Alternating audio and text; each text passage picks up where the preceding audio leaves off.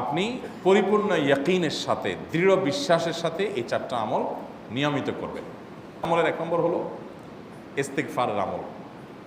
ইস্তেগফার, আপনি ফেসে গেছেন কোনো জায়গায়, কোনো উপায় পাচ্ছেন না, আপনি ইস্তেগফার করতে থাকেন। আস্তাগফিরুল্লাহ ওয়া আতুবু ইলাইহি, আস্তাগফিরুল্লাহ ওয়া আতুবু ইলাইহি, আস্তাগফিরুল্লাহ ওয়া আতুবু ইলাইহি, আস্তাগফিরুল্লাহ, আস্তাগফিরুল্লাহ, আস্তাগফিরুল্লাহাল্লাযী লা ইলাহা ইল্লা হুয়াল হাইয়ুল কাইয়্যুম ওয়া আতুবু ইলাইহি ওয়া লা হাওলা ওয়া লা কুওয়াতা ইল্লা বিল্লাহ। আল্লাহুম্মা আনতা রাব্বী লা ইলাহা ইল্লা আনতা খালাকতানি ওয়া আনা আবদুকা ওয়া আনা আলা আহদিকা ওয়া ওয়া'দিকা মাস্তাতা'তু আউযু বিকা মিন শাররি মা সানা'তু আবুউ লাকা বিনি'মাতিকা আলাইয়া ওয়া আবুউ লাকা বিযামবি ফাগফির লি ফাইন্নাহু লা ইয়াগফিরুয যুনুবা ইল্লা আনতা। সাইয়্যিদুল ইস্তিগফার। এভাবে যে কোনো ইস্তেগফার করতে থাকেন, আপনি বেশি বেশি করে আল্লাহর কাছে ইস্তেগফার, ক্ষমা প্রার্থনা করতে থাকেন, খুব বেশি। আপনার 2 ঠোঁটে অনবরত আপনি চাইতে থাকেন আল্লাহর কাছে ক্ষমা। এই ইস্তেগফার সম্পর্কে নবী করিম সাল্লাল্লাহু আলাইহি ওয়াসাল্লাম বলেছেন, মাল্লাজিমাল ইস্তেগফার, যে ব্যক্তি ইস্তেগফারকে আঁকড়ে ধরবে, আঁকড়ে ধরা মানে কি, এটা ছাড়বে না, সে পড়তেই থাকবে অনবরত। টয়লেটে যাওয়ার সময়টা, ঘুমের সময়টা, খাওয়ার সময়টা বাদে, অবসর নামাজের সময়টা বাদে, সারাক্ষণ সে ইস্তেগফার পড়বে।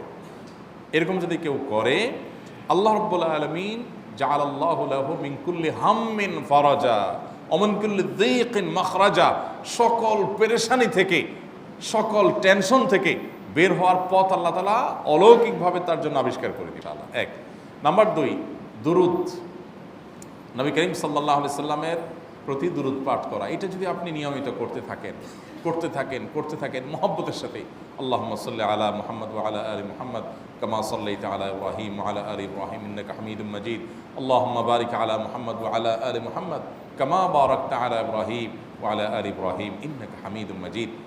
আপনি একবার ছোট দুরূদ যদি পড়েন, সাল্লাল্লাহু আলাইহি ওয়াসাল্লাম, সাল্লাল্লাহু আলাইহি ওয়াসাল্লাম, আল্লাহুম্মা সাল্লি আলা মুহাম্মদ ওয়া আলা আলি মুহাম্মদ, শুধু এইটুকু পড়েন। জাযাল্লাহু আন্না মুহাম্মাদাম মা হুয়া আহলু, শুধু এইটুকু পড়েন। আপনি এভাবে যেই কোনো দুরূদ নবী করিম সাল্লাল্লাহু আলাইহি ওয়াসাল্লামের প্রতি যদি পড়েন এবং পড়তে থাকেন অনবরত, ইস্তেগফারের পাশাপাশি দুরূদের ক্ষেত্রে নবী করিম সাল্লাল্লাহু আলাইহি ওয়াসাল্লাম বলেছেন যে এইটা তোমার জন্য যথেষ্ট হয়ে যাবে। তুমি যদি আল্লাহর কাছে আর কোনো দোয়া করতে না পারো, শুধু দুরূদটা পড়ো, তোমার সব পেয়ে যাবে, কিচ্ছু লাগবে না। এক সাহাবী বলছেন, রাসূলুল্লাহ, আমার দোয়ার মধ্যে দুরূদ কত পার্সেন্ট রাখবো? আমি তো আমার অনেক কিছু আল্লাহর কাছে চাইবো, দুরূদ মানে তো নবীজির জন্য দোয়া, মানে আমার জন্য তো আমি দোয়া করবো, আপনার জন্য দোয়া কত পার্সেন্ট করবো? 1/3, 1/4, তারপরে হাফ, এবার বিভিন্ন পার্সেন্টেজ বলছিলেন তিনি। নবী করিম সাল্লাল্লাহু আলাইহি ওয়াসাল্লাম বলেছেন যে হ্যাঁ, এর বেশি করতে পারলে আরও ভালো, আরও ভালো। তো ভদ্রলোক এর বেশি, ওই সাহাবী রাদিয়াল্লাহু তাআলা আনহু, তিনি এর বেশি বাড়াতে একটা পর্যায়ে বলছেন যে আমি সব দোয়া আপনার জন্য করি। নবী করিম সাল্লাল্লাহু আলাইহি ওয়াসাল্লাম বলেছেন, তাহলে তোমার আর কোনো দোয়াই করতে হবে না, এর মধ্যে সব দোয়া চলে আসবে। কারণ আপনি যদি বলেন আল্লাহ আপনার নবীর প্রতি আপনি রহমত নাজিল করেন, আপনার নবীর প্রতি আপনি শান্তি নাজিল করেন, আপনি যেটা দোয়া করেন, তো আল্লাহকে আল্লাহর নবীর প্রতি আপনি রহমত নাজিল করতে বললে আল্লাহ তাআলা আপনার প্রতি রহমত নাজিল করবেন কি করবেন না? আপনি কাউকে খুশি করতে চান, কার কাছ থেকে কিছু আদায় করতে চান, তার ছেলেটারে যদি হাদিয়া তোহফা দেন, আদর যত্ন করেন, তো বাই ডিফল্ট অটোমেটিকলি ওই লোকের সিম্পেথি আপনার দিকে আসবে কি আসবে না? চোখ বন্ধ করে আসবে। তো আল্লাহর নবীর জন্য যখন আপনি দোয়া করবেন, তখন আল্লাহ তাআলা আপনার প্রতি রহমত নাজিল করবেনই, এটা নবী সাল্লাল্লাহু আলাইহি ওয়াসাল্লামের ওয়াদা। যে কোনো পেরেশানি, তিনি আরও বলেছেন, যদি কেউ দুরূদের আমল করে নিয়মিত, আল্লাহ রাব্বুল আলামিন তার সকল পেরেশানির জন্য যথেষ্ট করে দিবেন। এই আমলটাকে সবগুলো দূর করার জন্য যথেষ্ট হয়ে যাবে। এই দুরূদের আমলটা আমি দেখেছি, সুবহানাল্লাহ, গুলির মতো কাজ। কখনো যদি আল্লাহ তাআলা আপনার দোয়া কবুল না করেন, তাহলে হয় আমার ত্রুটি আছে, আর না হলে আমার জন্য আল্লাহ তাআলা এর চেয়ে বেটার কিছু রেখেছেন, আমি সেই ইয়াকিন রাখবো ইনশাআল্লাহ বিইذنিল্লাহ। আর এই দোয়াতে সমাধান হবেই হবে, সে বিশ্বাস থাকতে হবে।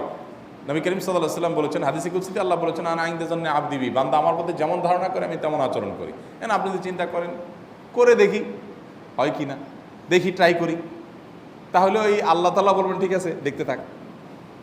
আপনি যদি ইয়াকিন করেন যে না, নবী করিম সাল্লাল্লাহু আলাইহি ওয়াসাল্লাম যে বলেছেন, অতএব সেটা হবেই, আর আল্লাহ রাব্বুল আলামিনের কাছে আমি ওইভাবেই চাবো যে আল্লাহ দিবেনই, আমি নিয়েই ছাড়বো, ইনশাআল্লাহ গুলি মিস হতে পারে, আপনার দোয়া মিস হবে না। ওই ইয়াকিন, ওই ঈমান আমার মধ্যে আনতে হবে, চেষ্টা করবো তো ইনশাআল্লাহ। তাহলে 2টা আমল হলো, ইস্তেগফার আর দুরূদ। 3 নম্বর আরেকটা আমল হলো দোয়ায়ে ইউনুস। দোয়ায়ে ইউনুস, লা ইলাহা ইল্লা আনত সুবহানাক ইন্নী কুনতু মিনাজ জালিমিন। বেশি বেশি পড়তে থাকবেন, যখন বিপদে পড়বেন ইস্তেগফার আর দুরূদ পড়বেন সবচেয়ে বেশি, আর মাঝে মধ্যে দোয়ায়ে ইউনুস, লা ইলাহা ইল্লা আনত সুবহানাকা ইন্নী কুনতু মিনাজ জালিমিন। আল্লাহ সুবহানাহু ওয়া তাআলা কোরআনে কারিমে এই দোয়ার পরে বলেছেন ওয়াকাযালিকা নুনজিল মুমিনিন। এই দোয়া পাঠ করার মাধ্যমে ইউনূস আলাইহিস সালামকে পৃথিবীর ইতিহাসের সবচেয়ে অলৌকিক ঘটনা, সকল সায়েন্স, সকল আপনার বিজ্ঞানের তত্ত্ব সবগুলোকে আপনার সবগুলোর বিপরীতে বা সবগুলোকে আপনার ভুল প্রমাণ করে দিয়ে ওই জায়গাটার জন্য আল্লাহ তাআলা ইউনূস আলাইহিসকে মাছের পেটে ঢোকার পর সেখান থেকে আবার জীবিত রেখে বের করেছেন। অক্সিজেন অভাবে সেখানে এমনি মারা যাওয়ার কথা, আরও নানা কারণে মারা যাওয়ার কথা, তাই না? কিন্তু আল্লাহ তাআলা তাকে রক্ষা করেছেন, কারণ উনি ওই বিপদে পড়ার পর থেকে এইটা পড়তেছিলেন, লা ইলাহা ইল্লা আনতা সুবহানাকা ইন্নী কুনতু মিনাজ জালিমিন। ইউনূস না। 4 নম্বর আমল হলো ইয়া যাল জালালি ওয়াল ইকরাম। এটা বিশেষ করে পাঠ করবেন। নবী করিম সাল্লাল্লাহু আলাইহি ওয়াসাল্লাম বলেছেন আলিজু বিয়া যাল জালালি ওয়াল ইকরাম। ইয়া যাল জালালি ওয়াল ইকরাম এইটাকে তোমরা আঁকড়ে ধরবে। ইয়া যাল জালালি ওয়াল ইকরামের মানে কি? এটা আল্লাহকে ডাকা, আর কিছু না। এবং হাদিসে বর্ণিত দোয়া, এটা মাসনুন দোয়া। ইয়া যাল জালালি ওয়াল ইকরাম মানে হে মহা ক্ষমতার অধিকারী, প্রতাপশালী এবং সম্মানের মালিক।